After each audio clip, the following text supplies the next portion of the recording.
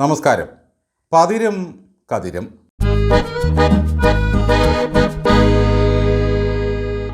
നമ്മുടെ സഖാക്കളുടെ കോശസ്ഥിതിക്ക് ചേർന്ന വസ്ത്രമല്ല കോട്ടും പപ്പാസും. കേന്ദ്ര കമ്മിറ്റി നിർബന്ധിച്ച് അതിനുള്ളിൽ തള്ളിക്കയറ്റിയ പോലെ തോന്നും അവരുടെ നിൽപ്പ് കാണുമ്പോൾ. എത്ര പ്രതാപിയാണെങ്കിലും ഒരു CPM മന്ത്രിയോ നേതാവോ വിദേശ പര്യടനത്തിന് ഇറങ്ങിത്തിരിക്കുമ്പോഴുള്ള വേഷം കണ്ടാൽ നമുക്കങ്ങ് ചിരി വരും. ടൈംസ് സ്ക്വയറിൽ ചെന്ന ഇരുമ്പ് കസേരയിൽ ഉപവിഷ്ടനായ നമ്മുടെ വീരമർക്കട കമ്പിതനായ വിപ്ലവകാരിയെ കണ്ട് നമ്മൾ ചിരിച്ച ചിരി ഇപ്പോഴും ബാക്കിയാണ്.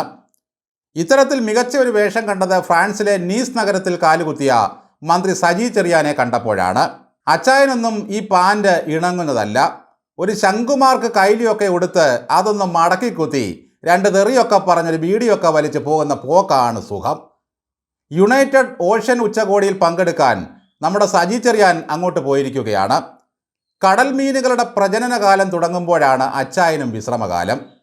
പാൻറ്റും കോട്ടുമിട്ട് സജി ചെറിയാനെ കണ്ടപ്പോൾ കുമ്പളങ്ങിക്കായലിലെ തിരുതകൾ രോമാഞ്ചം കൊണ്ടു.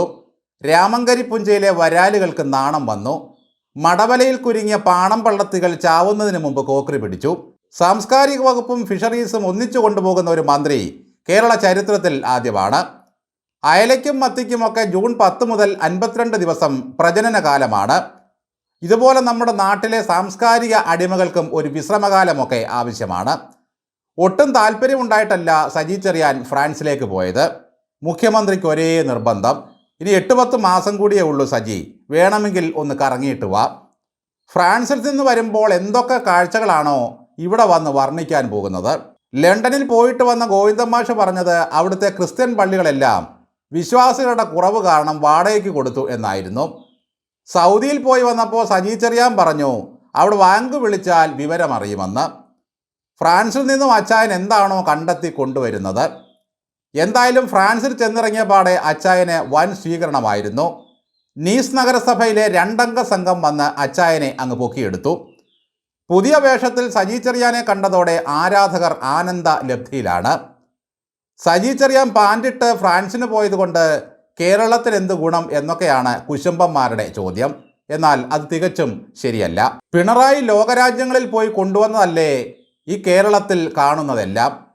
വിപ്ലവമെന്ന് പറഞ്ഞാൽ സജി ചെറിയാനെ സംബന്ധിച്ചിടത്തോളം അത് മീൻതീറ്റയുടെ പ്രത്യയശാസ്ത്രം കൂടിയാണ്. കേരളത്തിലെ കമ്മ്യൂണിസ്റ്റുകൾ ഇങ്ങനെ കടൽ കടന്ന ഒരു കാലം വേറെ ഉണ്ടായിട്ടില്ല.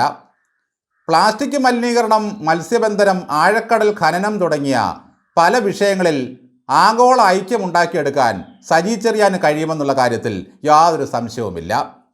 ഈ ഓഷ്യൻ ഉച്ചകോടി ഒന്ന് കഴിഞ്ഞോട്ടെ, മീൻ തിന്ന് നമ്മുടെ ഊപ്പാടിളകും. നമ്മുടെ മുഖ്യമന്ത്രിയും മന്ത്രിമാരും വിദേശത്ത് പോകുമ്പോൾ നാടിനുണ്ടാകുന്ന ഗുണങ്ങളെപ്പറ്റിയല്ല ഇവിടെ ചർച്ച. യാത്ര പോകുന്നവരുടെ വേഷത്തെപ്പറ്റിയും കഴുത്തിൽ കിടക്കുന്ന ബാഗുകളെപ്പറ്റിയുമൊക്കെയാണ്. ഈ സഖാക്കളുടെ എല്ലാം ചെമ്പ് തെളിയുന്നത് യാത്രയ്ക്കിറങ്ങുമ്പോഴും തെരഞ്ഞെടുപ്പിൽ മത്സരിക്കുമ്പോഴുമൊക്കെയാണ്. കൂരിക്ക് പനിഞ്ഞിൽ വെച്ച പോലെ തോന്നും നമ്മുടെ സഖാക്കളും മന്ത്രിമാരുമൊക്കെ പാൻറിടുമ്പോൾ. എന്നാൽ അവർ തലയിൽ കഫിയ അണിഞ്ഞ് നിൽക്കുന്നത് കാണുമ്പോൾ എന്തൊരു ചേലാണ്. വേഷം കൊണ്ടറിയാം മനുഷ്യൻ്റെ മനസ്സ് എന്ന് പറയുന്നത് എത്ര ശരിയാണ്. ഓഷ്യൻ ഉച്ചകോടിയാകുമ്പോൾ തീന്മേശയിൽ നിറയെ മത്സ്യവിഭവങ്ങളായിരിക്കും. അവിടെ ഇരുന്ന് വരാലുകറി വേണമെന്ന് സജി ചെറിയാൻ ശാഠ്യം പിടിക്കുമോ ആവോ. അല്പം നനവുള്ള ചെളിയിൽ പുതഞ്ഞു കിടന്ന് ശരീരത്തിലെ കൊഴുപ്പ് ഉപയോഗിച്ച് ഏറെക്കാലം ജീവിക്കാൻ കഴിയുന്ന ഒരു മത്സ്യമാണ് വരാൽ. ഒരർത്ഥത്തിൽ ഈ വരാലിൻ്റെ ജന്മമാണ് കേരളത്തിലെ കമ്മ്യൂണിസ്റ്റ് മന്ത്രിമാരും നേതാക്കളും.